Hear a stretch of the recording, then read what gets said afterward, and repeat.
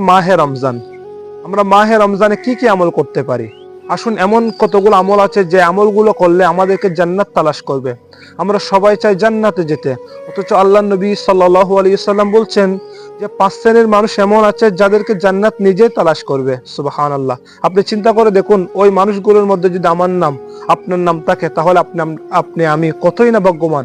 আল্লাহ নবী সাল্লাল্লাহু আলাইহি সাল্লাম 1 নম্বর বলছেন তালিল কোরআন, যারা কোরআন তেলাওয়াত করে। আসুন, রমজান মাস কোরআনের মাস, আমরা বেশি বেশি কোরআন তেলাওয়াত করি।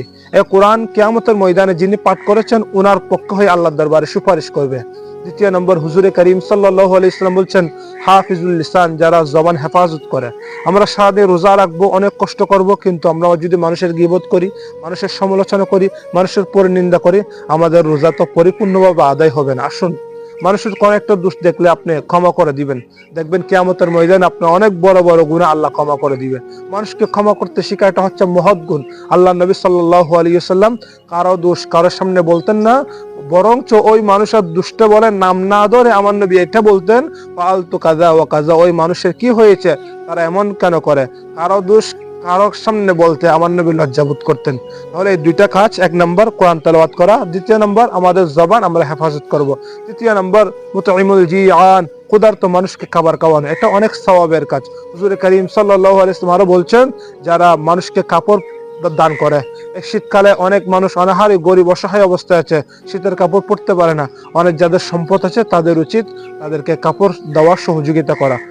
5 নম্বর, আল্লাহ নবী সাল্লাল্লাহু আলাইহি সাল্লাম বলছেন মান সাল্লা আলা হাবিবুর রহমান, যে বান্দা আমি নবীর উপর দুরূদ শরীফ পড়বে বেশি বেশি, ওই বান্দাকে জান্নাত নিজে তালাশ করবে।